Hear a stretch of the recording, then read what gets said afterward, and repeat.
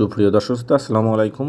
BD investor কনসালটেন্টের পক্ষ থেকে সকল বিনিয়োগকারীকে শুভেচ্ছা জানাচ্ছি। আপনার জন্য কিছু নিউজ নিয়ে হাজির হলাম। যে নিউজের প্রথমে আমরা আপনাদেরকে দেখাতে যাচ্ছি দুটি কোম্পানি 21 লাখ শেয়ার বিক্রির ঘোষণা।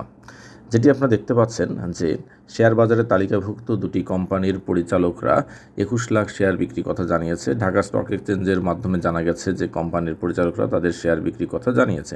কোম্পানি দুটি হলো ওয়ান ব্যাংক এবং শাহজালাল ব্যাংক। গত 26শে সেপ্টেম্বর শাহজালাল ব্যাংকের উদ্যোক্তা তোফাজ্জল হোসেন 7 লাখ শেয়ার বিক্রি ঘোষণা দেন।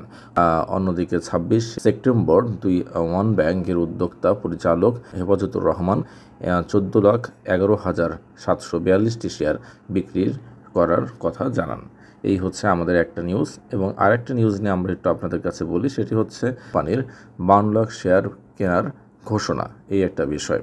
শেয়ার বাজারে তালিকাভুক্ত দুটি কোম্পানির পরিচালকরা পৃথক পৃথক ঘোষণায় 52 লাখ শেয়ার কেনার ঘোষণা দিয়েছেন। এবং গেল সপ্তাহের কোম্পানিগুলোর পরিচালক ঢাকা স্টক এক্সচেঞ্জের মাধ্যমে তাদের কোম্পানির শেয়ার কেনার ঘোষণা দিয়েছে। কোম্পানিগুলো হচ্ছে ইসলামী ইন্স্যুরেন্স এবং আপনার এনভয় টেক্সটাইল।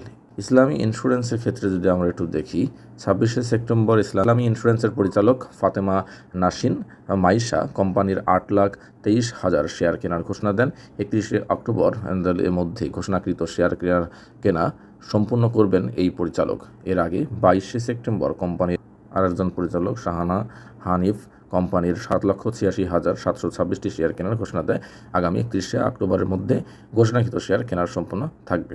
এবং এনভয় টেক্সটাইলের আপনার যদি বলা হয়, এখানেও আপনার 36 লক্ষ শেয়ার কেনার জন্য বলেছে আগামী 30 এপ্রিলের মধ্যে মার্কেট থেকে এই কোম্পানির সামনে সম্পূর্ণ করা হবে।